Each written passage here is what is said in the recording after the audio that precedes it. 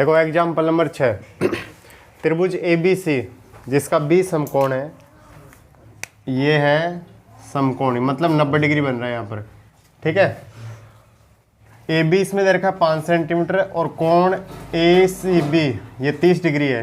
तो इसमें हमें एक तो BC भुजा का मान ज्ञात करना है और एक AC भुजा का मान ज्ञात करना है। ठीक है, ध्यान से समझिए इस क्वेश्चन को।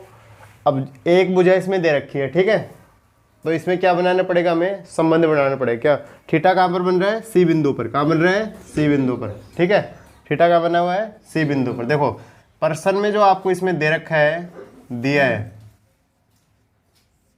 यानी त्रिभुज ABC में B समकोण है, B समकोण है और AB बराबर 5 सेंटीमीटर है और कोण ACB का मान कितना है, 30 डिग्री है। इसमें जो इसमें ज्ञात करना है, वो क्या ज्ञात करेंगे, इसमें BC व AC की लंबाइयाँ। ठीक है, BC और AC की लंबाइयाँ इसमें ज्ञात करनी है।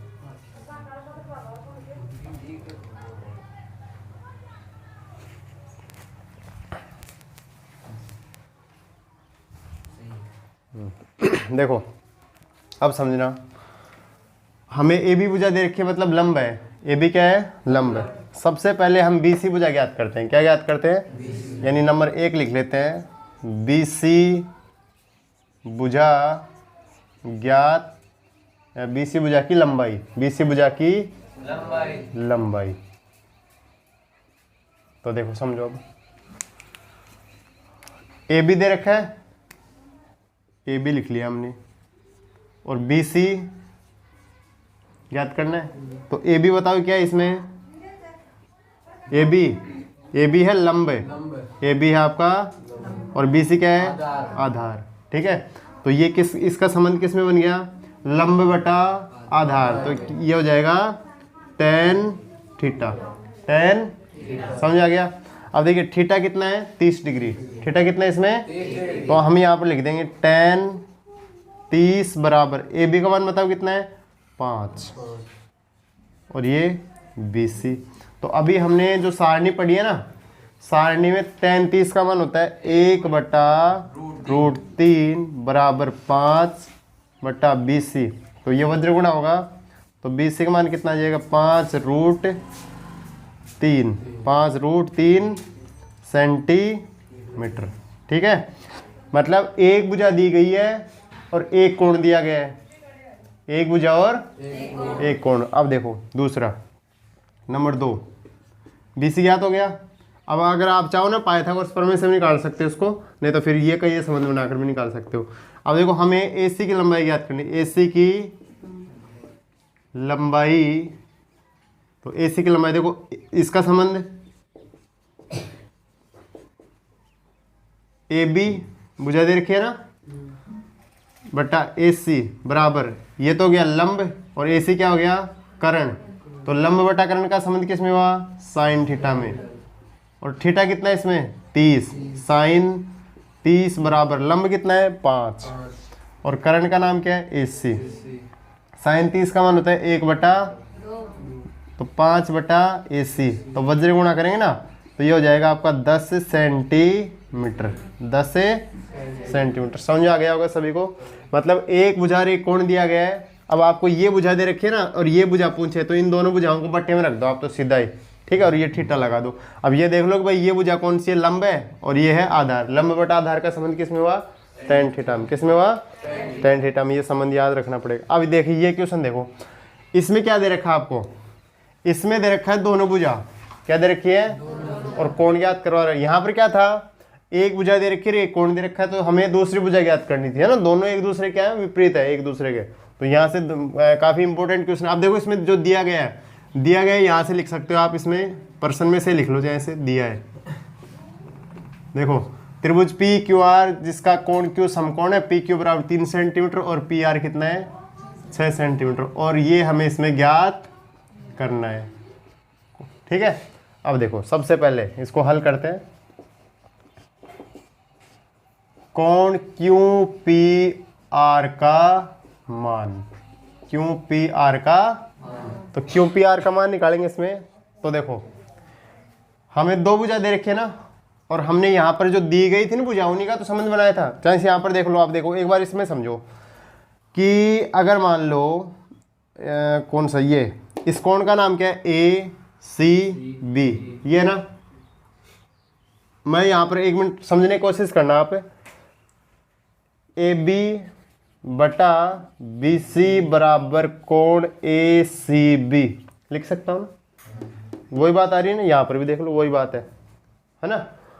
मतलब यहाँ पर इसको थीटा के रूप में बदल दिया कि यहाँ पर भुजाओं का अनुपात। अब देखो ये समझना, देखो पी क्यू बटा पी आर बराबर, ठीक है। तो देखो ये क्या है भाई, कौन सा कोण निकाल रहे हैं हम, कोण क्यू पी आर, ये निकाल रहे हैं ना, मतलब पी बिंदु का कोण निकाल रहे हैं। तो पी कहाँ पर है, ऊपर है, ठीक है। तो ये भुजा हो गई इसकी आधार, ये भुजा तो हो गई इसकी आधार, और पी आर हो गई इसकी कर्ण भुजा, ठीक है। तो इसका जो संबंध बनेगा ना वो बन जाएगा कोस थीटा में। किस में बन जाएगा, तो हमारे पास आ जाएगा देखो कोस पी, कोस बराबर 3/6, 3/6। तो यहाँ पर हमारे पास देखो इसका मान कितना आया, 1/2, 1/2, ठीक है। अब देखो कोस में 1/2 किसका मान होता है, कोस में 1/2 होता है 60 डिग्री का। किसका होता है, तो हमारे पास जो कोण है ना, कोण क्यू पी आर, इसका मान कितना आ जाएगा, 60 डिग्री आ जाएगा। कितना आ जाएगा भाई, 60 डिग्री आ गया, ठीक है। अब देखो समझ आ गया सभी को। इसके बाद में नंबर 2, कोण पी आर क्यू के लिए, पी आर क्यू के लिए। तो देखो अब इसमें कोण पी आर क्यू बराबर, इन्हीं भुजाओं का अनुपात बना दो, पी क्यू बटा क्या हो जाएगा, पी आर। तो देखो पी क्यू क्या है, लेकिन आर बिंदु के अनुसार, किसके अनुसार, आर नीचे है ना, तो ये तो हो गया आपका लंब, और ये पी आर हो गया कर्ण। तो लंब बटा कर्ण का संबंध किसमें हुआ भाई, साइन थीटा में। किसमें हो गया, तो हमारे पास आ जाएगा साइन आर, साइन बराबर पी क्यू का मान कितना है 3, और ये बटे में 6। तो साइन आर बराबर 1/, अब साइन में 1/2 किसका मान होता है, 30 डिग्री का। तो हमारे पास ये जो कोण है ना पी आर क्यू बराबर, इसका मान कितना आ जाएगा, 30 डिग्री आ जाएगा। यहाँ पर भी आप ऐसे ही कर सकते थे इसको, देखो ऐसे जो भी ये किया ना इसके अनुसार कर लो चाहे से, या फिर ऐसे भी कर सकते हो, या फिर इसको ऐसे लिख लेना कि भाई हमें जैसे मान लो कौन सा निकालना है, कोण क्यू पी आर, और क्यू पी आर इसमें बुझा दे रखिए पी क्यू बटा पी आर, तो आधार बटा कर्ण। तो ये किस में आया, कोस थीटा में। तो ये हो जाएगा कोस पी बराबर 3/6, तो 1/2। तो कोण क्यू पी आर का मान कितना आ गया, 60 डिग्री। ऐसे भी लिख सकते हो या फिर ऐसे भी लिख सकते हो, ठीक है। बता दो,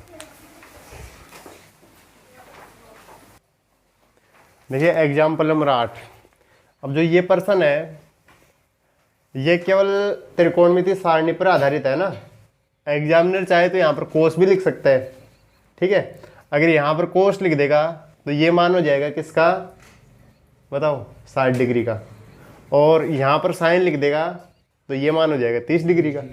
हो जाएगा कि नहीं हो जाएगा, मतलब एग्जाम आपको सारणी याद है तो सारणी के अनुसार आप इसको हल कर सकते हो। तो रटने की कोई आवश्यकता नहीं है कि भाई ये साइन आगे जा रहा है कोस आगे जा रहा है, रटने से कोई काम नहीं चलेगा इस प्रश्नावली में। रटने से तो ये प्रश्नावली वैसे भूल जाओगे, कितना रटोगे, गणित में तो खूब रटने कोई चीज़ होती भी नहीं है। देखिए सबसे पहले ये देखो, साइन a माइनस बी बराबर 1/2। अब साइन में जो 1/2 है वो किसका मान होता है, a माइनस बी बराबर 30 डिग्री। ये आपका समीकरण नंबर हो गया 1। समीकरण नंबर क्या बन गया, इधर देखो, कोस a प्लस बी बराबर 1/2। अब कोस में 1/2 किसका मान होता है, तो a प्लस बी बराबर 60 डिग्री। यह समीकरण हो गया 2। अब प्रश्नावली 3 में हमने विलोपन विधि पढ़ी है, तो उस विलोपन विधि का इसमें क्या करेंगे, प्रयोग करेंगे। समीकरण 1 व समीकरण 2 से, तो a प्लस बी बराबर 60 डिग्री और a माइनस बी बराबर 30 डिग्री। तो देखो इसमें से इसको घटा रहे हैं एक तरीके से देखा जाए तो ये वाला मान इससे कट गया, चिन्ह बदलने की आवश्यकता नहीं है। a और a कितना हो गया 2a बराबर 90, तो a का मान कितना आ गया 45 डिग्री। a का मान कितना आया।